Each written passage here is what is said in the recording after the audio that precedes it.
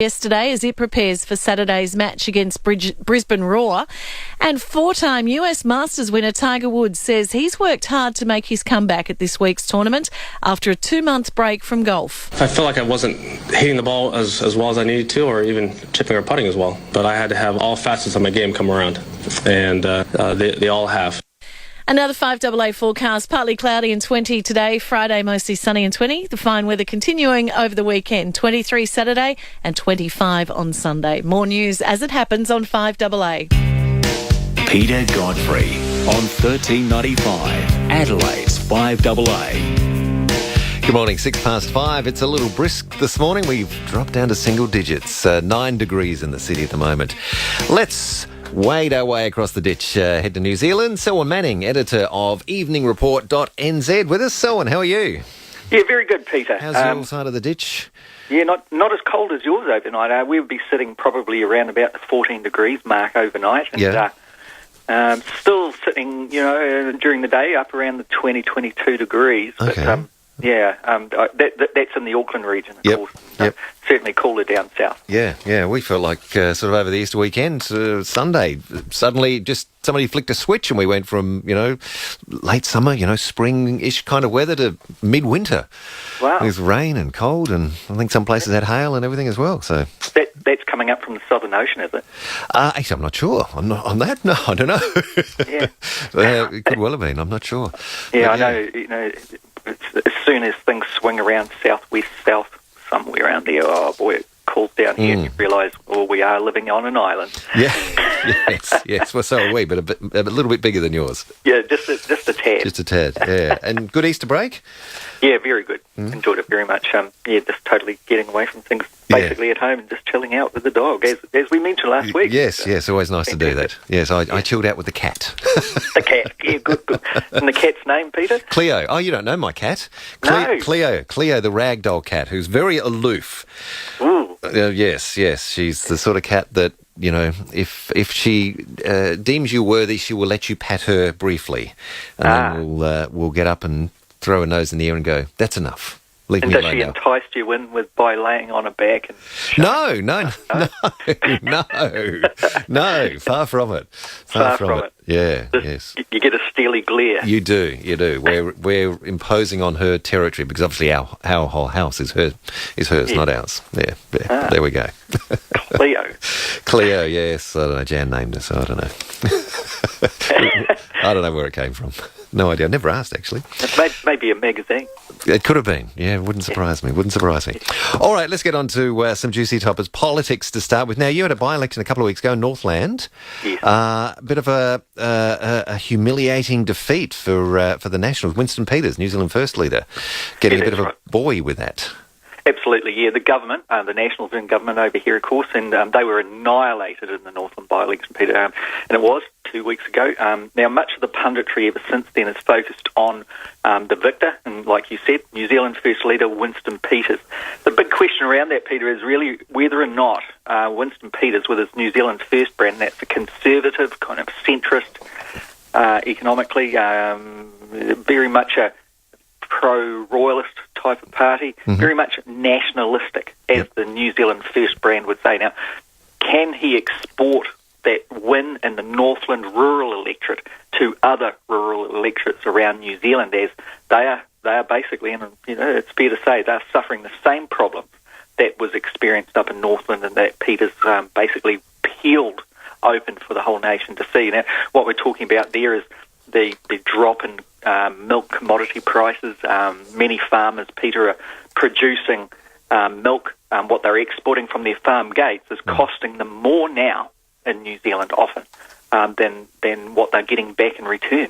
And anyway, I'll go into that in a little bit later, but New Zealand First has really exploited that from a point of politics, but is certainly showing leadership on those crucial issues that are impacting on farmers. Now, the Nationals, they were absolutely, like I say, annihilated, and were seen to just basically be talking things up as opposed to the realities. And the Nationals, for example, they just saw the Northland electorate, as they do many of the other rural electorates around New Zealand, as just true blue loyalists that no matter what, the voters would put them back in. They've held the Northland seat, for example, for decades, but they had a majority of around just short of 10,000 majority up in Northland. Well, Peters wiped that off and built a majority on top of that of around about 4,500. So there was more than 13,000 votes, nearly 14,000 vote turnaround, if you like, in abandoning the National Party up here. So this is a big, crucial turn of events here in New Zealand politics, Peter. It really does show an opportunity where, and this is where the connection perhaps to Australia in some ways occurs, and that the New Zealand First Party, can it become like the New Zealand version of your Nationals and representing the rural sector? Because that's always been, as you would probably imagine, in the hands of New Zealand's National Party. Yes. But they're just not putting it at the moment, Peter. Yeah. I remember you saying a little while back about John Key saying that, what was it, that New Zealand was on the cusp of something big, and, that all Kiwis, regional and non-regional, were going to benefit from it, but clearly that's just been hot air as far as rural communities are concerned. Yeah, everyone's still waiting for that to come. I remember at the time, that was in the election campaign, Peter, and I raised that, exactly what you've just said there with you, and I remember your reaction at the time was, a big sigh of, a big breath came from you, I think, thinking, what on earth is this about? But, many Kiwis are left. You got to deliver on those things, don't you, when you make big promises?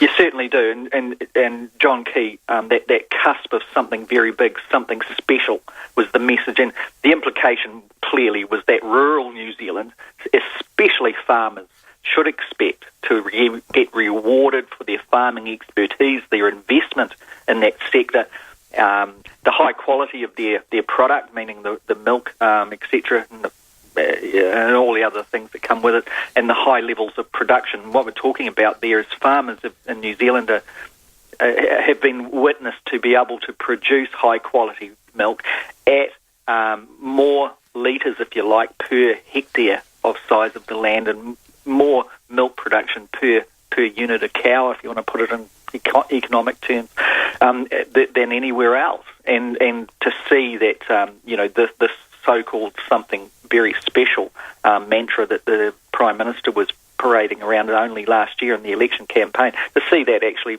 coming through it's seen at this side of, only a matter of months later, has been a fallacy and foolish, really. Now, the farmers themselves, Peter, as Winston Peters brought to the, pitched to the nation on their behalf the day after his win, they're having to go to the bank to borrow heavily just to balance their books, because of the cost of producing milk is more at the moment than what they're getting back.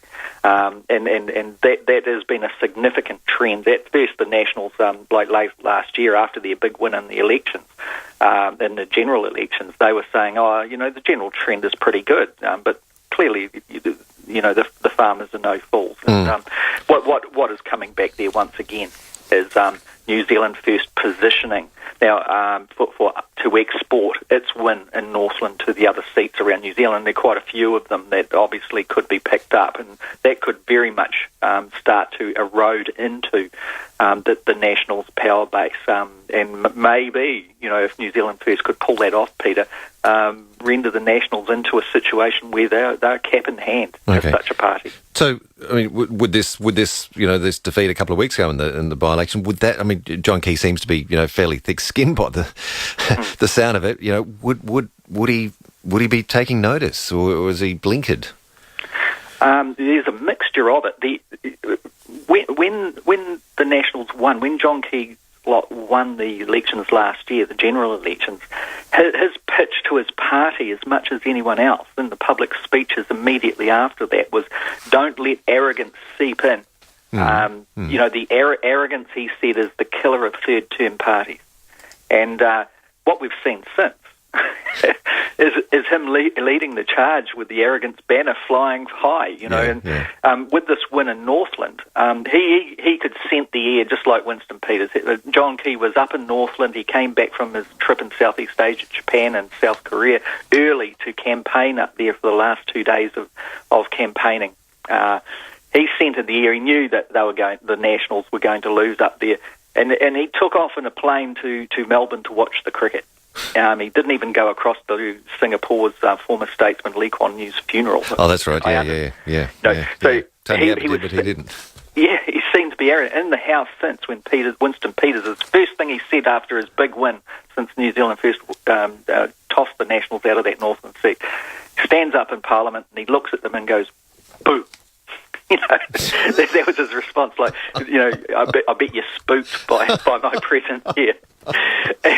And the Nationals really were put in a situation where they were back to arrogance 101 again. They're in that space where they've got to do something about Northland so that the other seats that are supposed to be loyal to them see them doing something. But at the same time, they can't be seen to be doing what New Zealand First demands. And so it gets back to politics, and that's what people are sick of. Yeah. Just the politics of it. How many seats does New Zealand First hold in your parliament?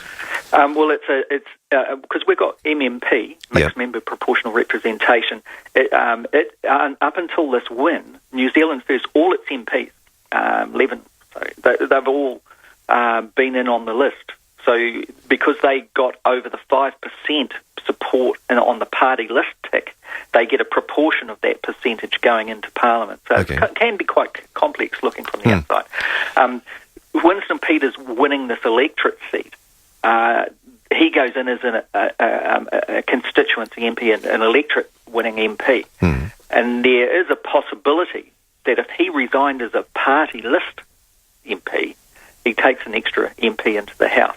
So the next one on the list, so they get an extra MP basically. Oh, okay. And that alters the balance of power in the Parliament in the sense that the Nationals will still be in government, they'll still command confidence and supply.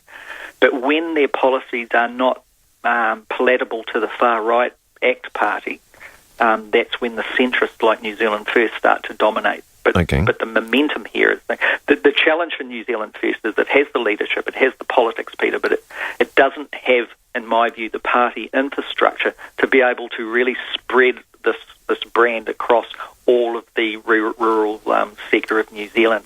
It would require really cooperation probably with the Labour Party's more centrist-leaning MPs to do that, and there are signs that is happening. So when you say it doesn't necessarily have the infrastructure, so what are you referring to there? What do you mean by that? I mean that the party itself isn't large enough underneath, so it wouldn't have branch secretaries, it wouldn't have representation in all the regions to the degree where it could identify and provide confidence to a candidate that is really worthy of representing and leading that region. And those are the problems that a party like New Zealand First would have. Now, it formed in the 1990s where New Zealand, Winston Peters himself was a minister in a national-led government by Jim Bolger, and he had differences with where the neoliberal kind of push was going in the party, and he left and formed New Zealand First at that stage. And, Peter has showed back in the early 90s, trying to do my year sums here on the hoof, but he had the energy and the zest to be able to pull off a major party, and he did. The question is, on the cusp of 70 years of age, a party that has relied on the party vote as opposed to embedding into the electorate, whether or not it has that, like I say, that infrastructure to pull that off. Or it might be that the former Labour Cabinet Minister Shane Jones, very much a centrist and a good friend of Winston Peters and the New Zealand First Party, whether or not he joins and has the abilities to actually keep that momentum going. Okay.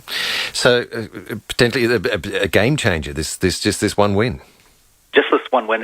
Look, it really is, and it is viewed by the punditry, but it is in reality a line in the sand, and it could, and I say could, continue to actually make a big change and a big difference to the way New Zealand politics is handled, even right now, for the rural sector. Interesting. We'll watch that with interest because I think similar fears and concerns from rural communities here too. So the Nationals are not delivering over there, or on a state level, particularly with the sort of the state Labor government, particularly. And interestingly, just on the cusp of something big comment from John Key, our Premier not that long ago was quoted in the media saying, we're going to be making some announcements that'll make you gasp.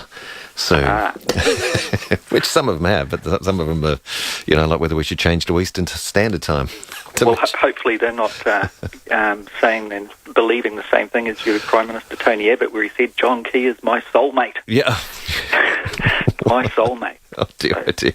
Yes, what a quote. So we'll just have a quick break and we'll come back with a much nicer story. I think this one's a rather interesting story about a missing person. Well, got back in touch with his family. You tell us more in just a moment. So Selwyn Manning's with us. He's editor of EveningReport.nz. 5AA Breakfast. A very big meeting is going to be held in Canberra with many of the country's top CEOs of charities coming together to discuss the challenges that they face at a time that they say they have never felt poorer. Reverend Tim Costello. Australia really has some challenges. We need a strategy that really owns our future. David Penberthy, Mark Aston and Jane Riley for breakfast. Weekday mornings from 6 on 1395 Adelaide's 5AA. Hi, my mum reckons the pears at Adelaide Fresh, Prospect and Morford Vale, and Tony and Mark's remind her of me as a baby. That's just weird, Mum. Then she told me pears are great to wean babies because they are low in acid and not harsh on their digestive system. Maybe that's why I like pears so much now. So thanks for the yummylicious pears, Mum. Yummylicious, Mum. And thanks Adelaide Fresh, Prospect and Morford Vale, and Tony and Mark's at Newton and Glenunga. At FiveAA, we're about the pain. The whole pain, nothing but the pain. Everyday Aussies to elite professional athletes are using easy-to-apply FiveAA arthritis and sports creams and sprays. At FiveAA, we believe so much in all our pain relief products that we offer a 100% money-back guarantee on all products purchased. So if you suffer joint or muscular pain, try FiveAA. FiveAA products are available in all leading pharmacies across Australia. Use only as directed. Always read the label. If pain persists, see your healthcare professional. If you're after a forklift that leads the way in quality, reliability and productivity, then Toyota Material Handling has the right forklift solution for you. Toyota is the world's #1 forklift brand with a massive range from pallet trucks, stackers and order pickers to their market-leading Toyota counterbalance forklifts. For new and used sales, short or long-term hire and all servicing, let Toyota Material Handling tailor the right forklift solution for your business. It's all part of the Toyota advantage. Call 1-800-425-438 or hit toyotamaterialhandling.com.au.